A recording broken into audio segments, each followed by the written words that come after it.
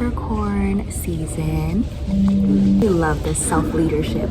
Capricorn is in my 4th house. The 4th house shows your spiritual home, spiritual understanding, your boundaries and ways of comfort. I also like to classify the 4th house as being nadir. Think nadir for me is more of the one word of the inner world and how it operates. It's very suitable that Capricorn is in that house for me of being in my nadir. My inner world is so beautiful and grand, but I have a very organized disposition towards it. I have so many things that light up my inner world and keep me together. I used to be very much the person that was like task to task to task. I need to be productive all the freaking time. I know how to have that disciplined sergeant energy towards my motivation, getting stuff done. However, mixing that with more of my creative side has been a really fun thing to observe. Mixing, logic with creativity. That's when you feel the most balanced. These are the notes that I wrote for Capricorn archetype. If you're a Capricorn or have any Capricorn in your chart, if any of these notes resonate with you, please let me know. I want to embody this throughout the month, or I did want to past tense. I did want to embody this in the past month. I'm literally recording this on the first day of Aquarius season, so on January 19th. Do I say past, present? What? Time is so weird. A significant illumination during this time was the Capricorn. Hold on. Oh, I see why I wrote that. Okay, so in my notes, I actually wrote, if I keep looking up this way, it's because my notes are exactly where the camera is. Don't mind me. I wrote a significant illumination was a Capricorn new moon.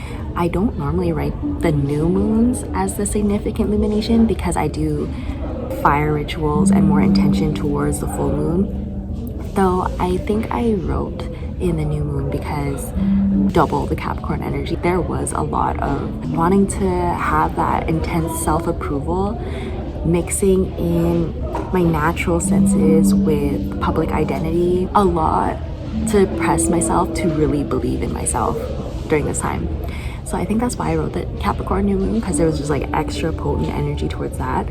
But the full moon, the significant full moon during this time was the Cancer wolf moon. Did a fire ritual and celebrated the full moon the day before I left to go back to Toronto.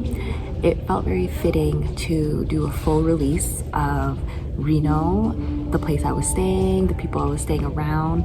It felt very aligned to let that go, along with the city in general. Cancer energies. Cancer is in my 10th house, so midheaven. There was a highlight of reputation in so many ways, how I wanted to be perceived in public identity, yes, but there was also a professional reputation. The way my vocational skills and purpose would highlight what do you really want to do here?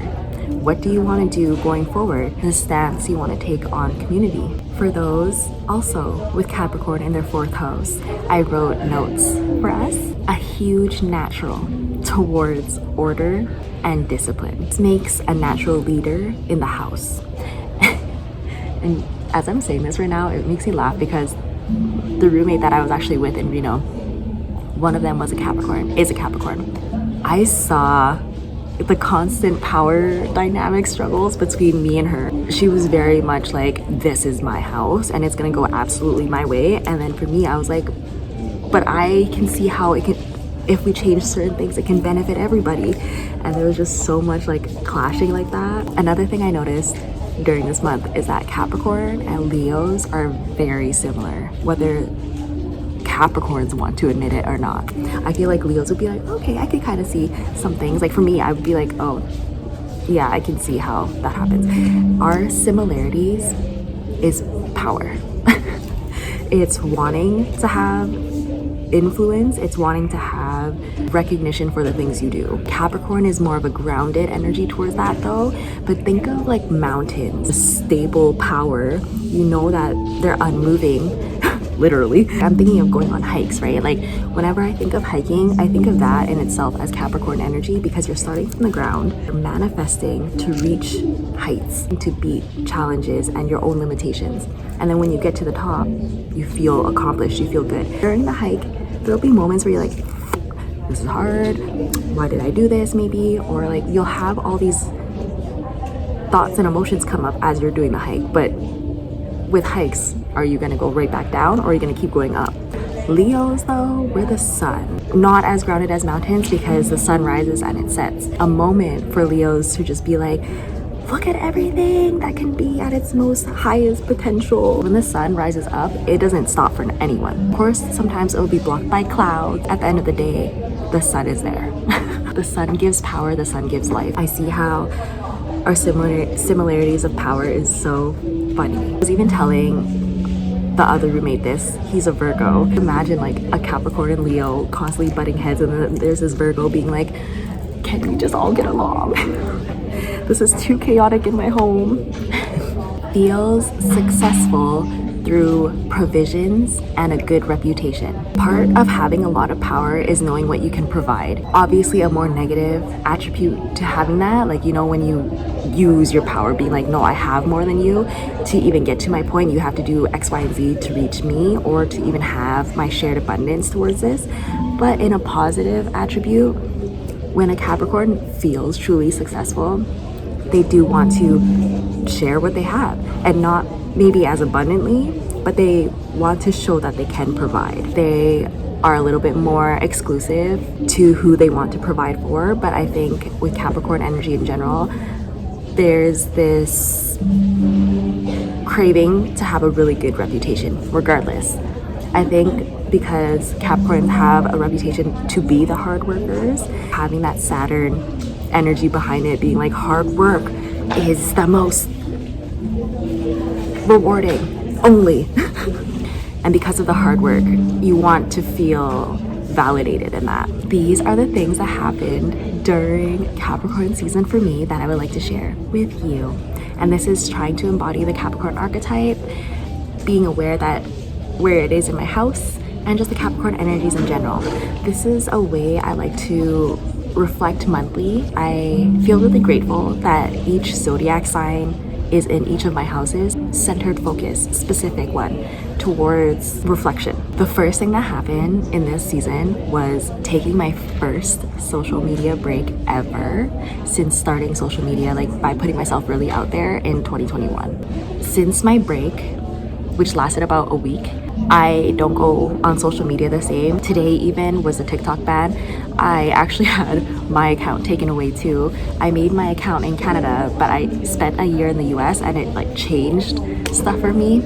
I don't know, when I saw that it was taken away, there was like a part of me that felt a little bummed because I like watching other people's stories, but then I'm like, wait, there's YouTube. I won't miss out on feeling connected towards other people. Something to note, which is really interesting, is the TikTok ban happening the first day of Aquarius season. I don't know. I feel like it's gonna start a rebellion, a revolution of some sort. It's gonna anger people, you know? TikTok wasn't just a simple social media app.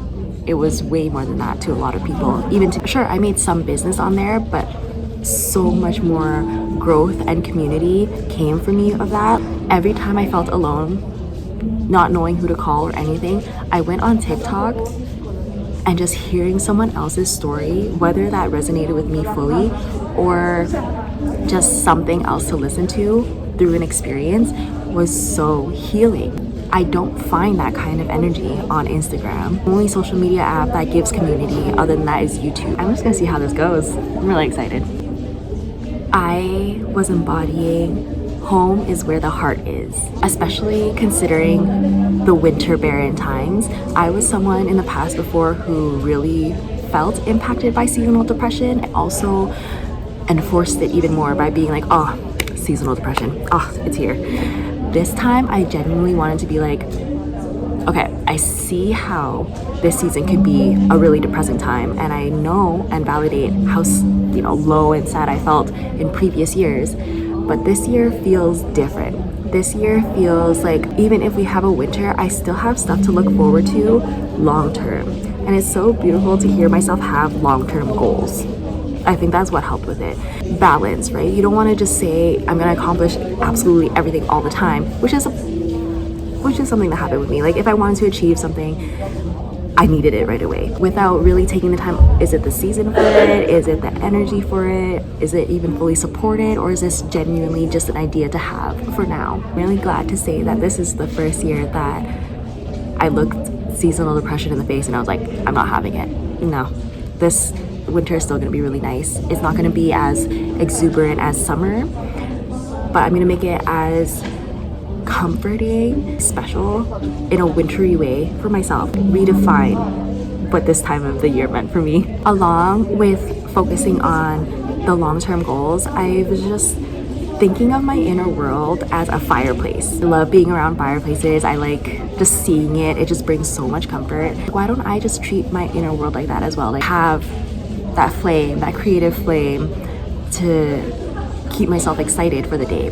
The ways of sustainability for that fire is honestly self-motivation and encouragement.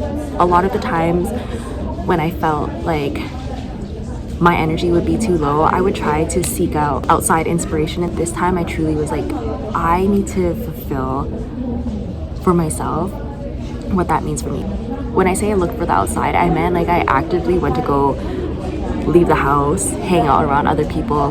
This time, to keep my fires going, YouTube was actually a big part of that. Time I had like a curiosity or interest or even watching the people I subscribe to, it made me feel like I could still stay motivated because I was still seeing other people live their lives, build up excitement for what's to come when it becomes warmer again. So much more passion towards my creativity. Really nice if you're trying to dive into more of a creative mindset after being logical for so long. It'll always feel so testing. But the more that you surround yourself with other creatives, it is seriously helpful. If it's not the fact that like you can't find creative communities to actually see and, you know, physically spend time with, YouTube is full of creatives. Easily find stuff. All my crochet clothes have been from YouTube. Travel inspirations, YouTube, highly recommend it. One curates their YouTube feed. It feels more like building your TV channels rather than forming a For You. Well, with the longer format, it's helpful as well because you watch TV shows that are like half an hour long. For me personally, I really love when the people that I watch, even if they average about 20-minute long videos, when they drop those 45-minute, hour-long videos randomly, I love it. I love just being able to just consistently see one thing instead of just constantly doing this. I see how both have its own thing in time. Feels too mentally stimulated really quick. This gives me anxiety. I was very adamant on not having any dating apps, and I still don't. And I'm happy. I'm really proud of myself for that too. Actually, no moment during Capricorn season where I felt a familiar loneliness where I would have downloaded something like that. What really reminded me not to was that every person I did connect with in Reno from those apps, I never even stayed talking to. There's no one in Reno that I still talk to except the roommate that invited me there. See it in that bigger picture, like, okay, is this gonna truly be something for you long term, or are you just trying to get a short-term fix again and then get sad about it? It's just a cycle I didn't even want to continue for myself. I also made the 2025 bingo board. I'll talk more about what bingo boards do for me in another video, though I do want to mention that this time I wanted to add more materials to have lack in me that felt like, oh, what's the point of even trying to manifest materials? Like, materials just seem so out of picture for me because I didn't have a house. Simply because I didn't have my own house or anything, I was like, there's no point in manifesting like a nicer camera or a camera in general because I record everything on my iPhone. Why would I want to get a camera when I don't have a house? This time I wrote way more materials because the satisfaction in getting a manifested material is like something concrete you can see as an accomplishment. With the whole homeless journey, I see materials so much more differently now. Actual conscious investment that I want to make. Like, I don't simply want to just buy anything and everything because I can, and I don't ever want to buy multiple cheaper things because it's the cheaper option. I would rather wait for that good quality thing that I know that's gonna last longer. I'm happy that got reframed. Something that did get me in trouble was buying a lot of like the small things. You don't need a lot of those things. Understanding fear of loss and disappointment goes so much deeper than me. There was a day where I felt like I wanted to uncover this blockage. Felt like I didn't even know how to want to have things again. And it's because of the constant loss I was having within these 3 years. I had like just a memory of my grandpa and I talking when I was younger. I asked him, why did you come to Canada? Because he's like from Laos, right? He started to cry, and that was the first time I ever saw my grandpa crying. He literally was just like, I didn't want to.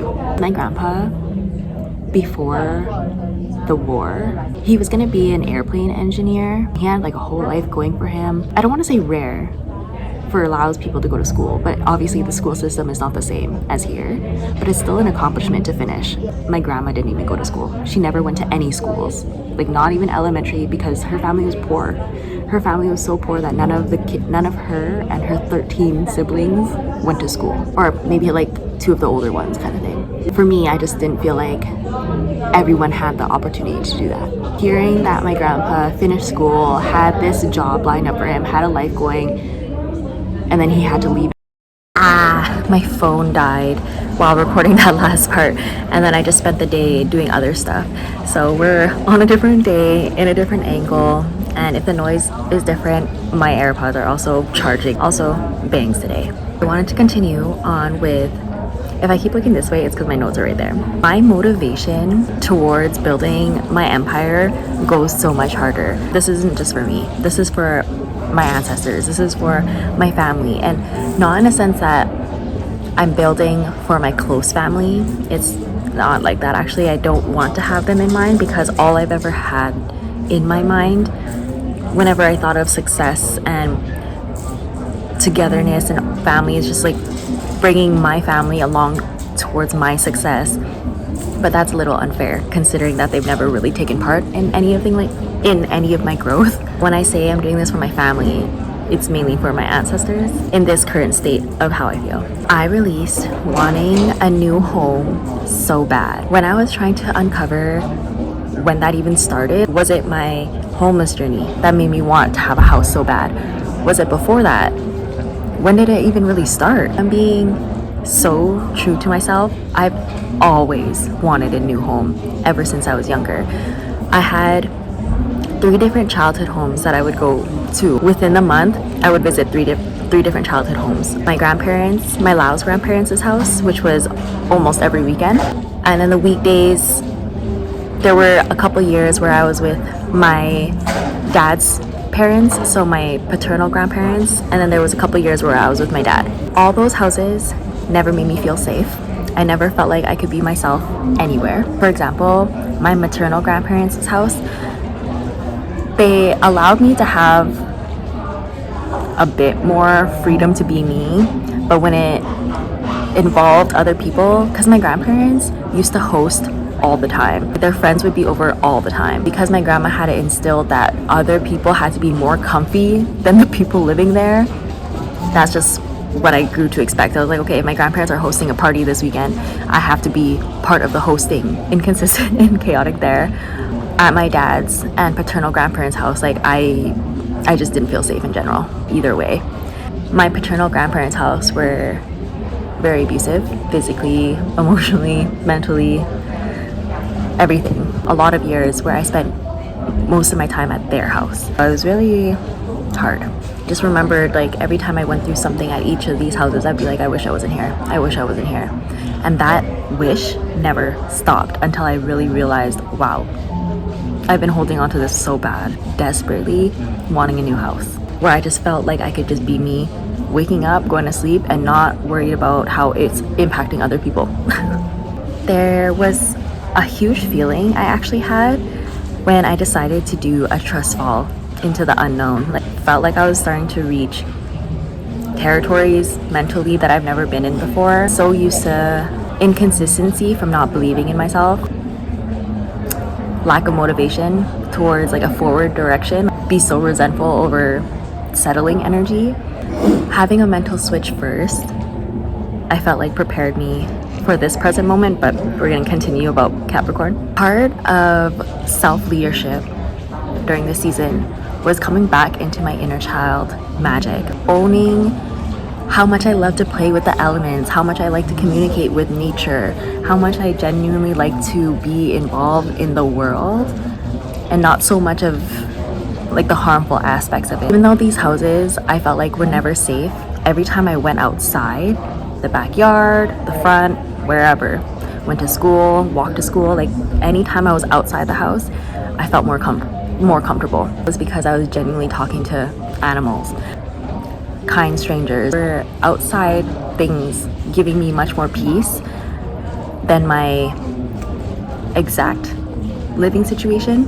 When I got to focus on that while I was living in Reno, that was really beautiful. I knew that the environment was starting to feel like I was being caged in.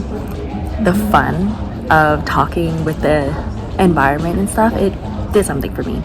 And it brings me back to when I was living in my car. My biggest source of comfort was sitting with the trees. I could just cry here, I could just be here, and I feel grounded. Even if everything is chaotic when it comes to associating with people, I never feel chaotic around nature. Oh my god, I feel like the coffee kicking in because I'm starting to be like, I have no patience right now. I really wanted to emphasize my gratitude towards living in Reno, living instead, living in that house. That was the first house ever where I got to stop working, genuinely stop working, focus on me and my creations. Thanks so much for being around Virgo and Capricorn energy for that. My roommates being earth signs, they were so comfortable in routine. I never knew what that really felt like. Like all the routines I've ever felt like I was in before this one, I never liked. I was just like, oh, I guess I have to do this. I have to do this. Power and stability. More natural for them to be in a routine and stable. I like that. I was definitely inspired by that. All I ever wanted after my grandpa's funeral and my abortion, big losses, a break. All I ever wanted was a break from that constant transition. When I was going through that, the people in my life were literally like, okay, you had the loss of your grandpa, you had the loss of this, you had the loss of that. Okay, so keep working, keep doing this, keep being my friend, even though I don't want to be a friend to you. People not seeing my pain, I'm all of a sudden lazy because I want to stop working. I could talk my head off about all the stuff I've gone through to feel like I deserve the rest. But why did I have to feel like I needed to justify my rest, how much I needed a fucking break in all areas to people who literally didn't give a fuck? Here I was in Reno with a complete stranger, and he was literally like, take your rest as long as you need. I had no time limits on how long to rest being in Reno. It was so healing. Genuinely, if everything in you, mentally, physically, and all that is telling you you need a break, but everyone else is telling you don't, you need to leave that environment. Why is everybody okay with you burning yourself out? That's not an environment for you. I'm trying to let this go. Harmful thought, but it's just a strong one that I've carried for so many years. The people in my past can't be upset if something actually does happen to me, because all they ever cared about was working me till death. If that ended up happening, they shouldn't be upset. I kept crying out to them how much I needed a break, how much I needed rest, how much I needed empathy, but they're like, go to work. That's where I want to show so much compassion. This world is already so overstimulating and overtiring. Why are you making the next person? I don't know. I'm just gonna digress actually, because I'm getting off topic of Capricorn. Anyways, back to this.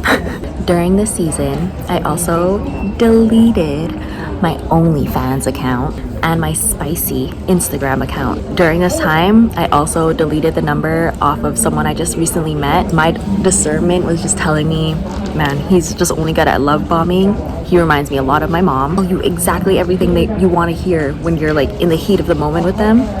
But as soon as you're separated, different. I wasn't gonna go through that. I literally was like, no, I'm gonna see within these 4 days of our association that this is not a good one for me. Like, this person was already okay with just the inconsistency of messaging. When we were hanging out, he's like, oh yeah, I'm really excited to see you tomorrow. I'm excited to see you this weekend. The next day comes, flakes. The next day after that, oh sorry, forgot to message you. I'm not doing this. From there, it made me feel like I could just delete all that version of me that held on to hoping something will come out of something. Doing OnlyFans and having the spicy account, that was my direction at one point. I truly believed I could make something bigger out of that. I didn't know what it was going to be. Assumed that being on social media was going to create something else for me. So much energies from people who harvest energies. Learning a lot about that within being in the sex work industry. I don't want to speak on other people's experiences. I can see a perspective of when I really felt empowered doing that kind of work. So I'm not gonna, speak on that experience, but I guess for me in my current state, I don't want to show off my body like that anymore. I feel like I never got the value that I deserved out of doing that. I felt like it increased my fear of men even more. By doing that kind of thing, it's already setting yourself up to have no boundaries. I grew out of that. I'm at a place where I'm like, okay, I definitely know I don't need to show my body off to get any kind of validation, attention, or love. It's a big rewiring for me to delete those things, but I'm really glad I did because there was no regrets. I felt good. I just don't want to give any more energy to people who have low self-esteem and then I feel like I have to cheer them up. No, that's so draining. My creative effort, entrepreneurial skills I've gained throughout the years, and body goals deserve so much more than just thirsty dudes. I also left doing that stuff knowing it was my only source of income right now. I kept my account here and there because I was still getting some money here and there from people who are either long-term subscribers or just people meeting my accounts as social media happens. But that little trinklet of a couple $50 here and there, it's really not worth it. I'm taking a chance on leaving it entirely before finding something else out. Declaring that my body is a temple. I'm saving my sacred womb energy for my divine faithful partner. Saying that out loud was a game changer. It truly shifted my paradigm, emphasizes the worth that I'm calling in. There was a moment so long ago where I just never understood saving your body for marriage and stuff like that. I always thought that was a church thing, and I'm just so of no church. It had a lot more to do with self-respect, taking care of yourself truly. It's all a learning progress for me. Losing your virginity so young for me, it shaped my paradigm to be okay, I could be careless with this. I lost it at 14. I'm 28 now. I really want to be serious that the next time I engage in that, it's literally in higher commitment. I took a chance on my faith and direction by asking for help to come back to Toronto without knowing where I'd be staying. There was a catalyst. The sister roommate and I had an argument. We had a screaming match at each other. And that's when I really realized, I was like, hey, at the end of the day, being here for a year, this is her house. I'm not intruding anymore. I don't care to be here anymore if this is going to be that constant dynamic where it literally feels like a power struggle in the house all the time. I just felt so fed up in being around people, especially living with people who are just very uncompromising. My way only, or everybody else is going to have a hard time. And I fucking hate that. I hate that so much because that's literally every house I've ever lived. I understand there's one thing to keep the boundaries of how your house runs. I completely understand that. But then there's also the knowing that people don't want to change out of their comfort zones, even if the habits in the house are harmful. At that point, if that's how you want to run your house, that's how you want to run your house. From booking the ticket to go back to Toronto versus actually going there, it was 4 days. 4 days of not knowing where to go. Because I've been in this situation so many times, I didn't know where to go the next day. A delusional confidence about it this time. I was like, you know what, fuck it. fuck it. I've been here for a year. I need to make the changes to go. You know, the part of me was waiting for an opportunity or someone to be like, hey, come live with me. That's what I was actually waiting for, being in Reno. I didn't want to leave that house and not know where to go again. But after that fight, it really showed me I'm having a harder time being here than I am enjoying it now. The risk for myself. It eventually led to this, and this is how I ended Capricorn season, by being in the Go Spa. This spa was something I manifested a couple weeks ago before actually coming here. I knew that this was when I was in Reno, but I knew that I wanted to go back to Go Spa. If I was gonna go to Toronto, I was gonna go visit the Go Spa because I felt like internally I shifted enough to actually enjoy it here instead of feeling so worried. I'm gonna visit there. I didn't expect to stay here like this. Tomorrow is gonna be a full week. I honestly just expected a couple days. When I landed at the airport and I didn't receive a welcoming from another person or anything, I spent an hour in the airport just crying. There wasn't like oh yeah, let me just go to Go Spa then. No, I literally sat there and I was like, fuck, what do I even do? And my mind kept saying, go to Go Spa. Planned it, you wanted to go there. You have support to go there, so go. Once I came here, I felt completely comfortable. I literally was like, yes, I love to be here. I want to be here. It felt so natural to rest here. I also am taking a good weed flower break. I want to say weed in general, but I've been hitting the vape. I feel like the break from the flower alone is very helpful because being in Reno for a year, I smoked mama. I took 5 bong rips a day and I stayed there for a year. I'm happy that I don't feel like I need to depend on it to feel calm and restful. I naturally feel that way when I'm here. And if I do ever feel kind of anxious, either from sitting in the same spot, fucking having coffee, or I'm feeling like the weight of other people's attention, I just go do something. Like I'm like, okay, let's go to the sauna, let's go to the jacuzzi, let's go to the gym. I have a lot of options to release and feel good here. I want to go on a small little tangent before I leave y'all. This is just my true thoughts as of right now.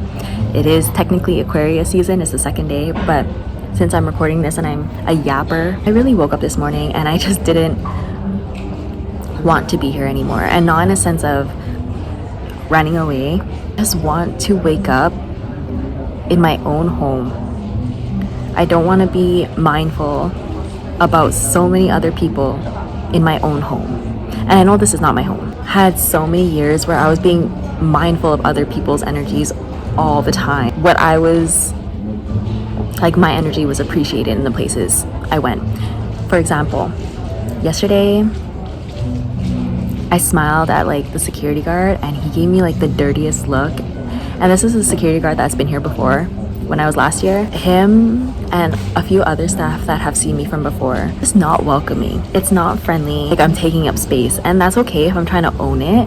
You know, for the first few days that I was here, I didn't let those things get to me at all because I was really excited to see the people I was excited to see here. There are a handful of staff who genuinely make me feel good for being here, and they make a joke out of it too. They're like, oh, you're still here.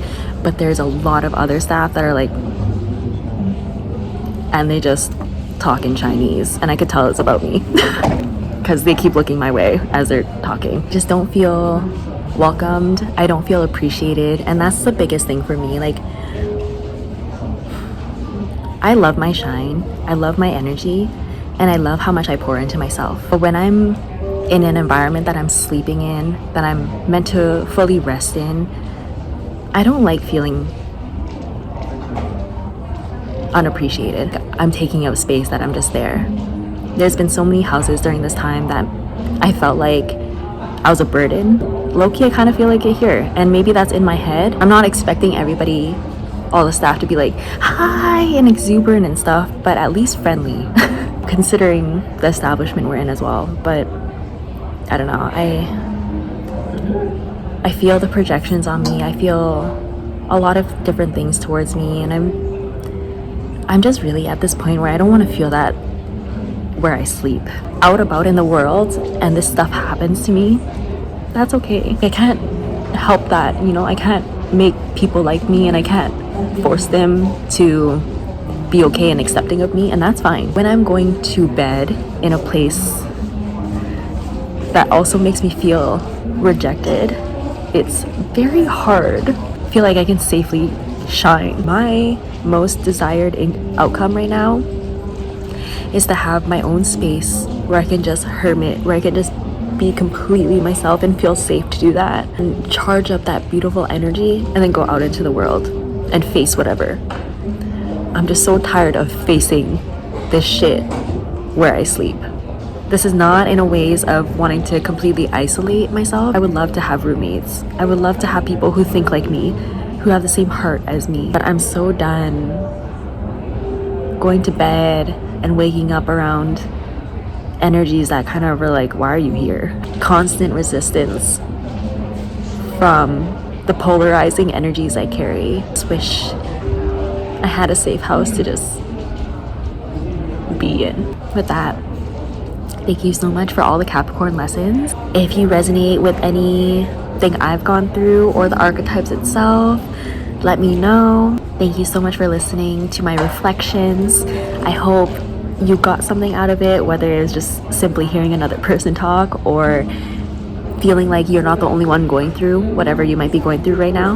I've emphasized for so long that these astrological videos were just for me and my reflections, but I'm really hoping that anyone else who's interested in this subject and want to use astrology to uncover things for themselves, then I encourage you to listen towards my reflections, and maybe you can start to build your own as well. Thank you so much, Capricorn, for that self-leadership, doing things out of integrity and honor, fighting with power of authority. Thank you, Capricorn. It's been a journey of hiking a mountain during this season. I can say a visual that at the beginning of Capricorn season, I was just, starting my hike. I was planning what to bring with me up and seeing what I need to feel comfortable, safe to do this hike. And by the end of this season, I feel like I finished the hike. I'm at the top.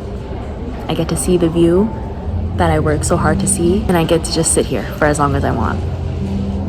I'm not in any pressure to go back down the hike anytime soon yet. I'm just enjoying it. Thank you so much for watching and listening. I really appreciate your time. I hope you have a good month going forward whenever you watch this.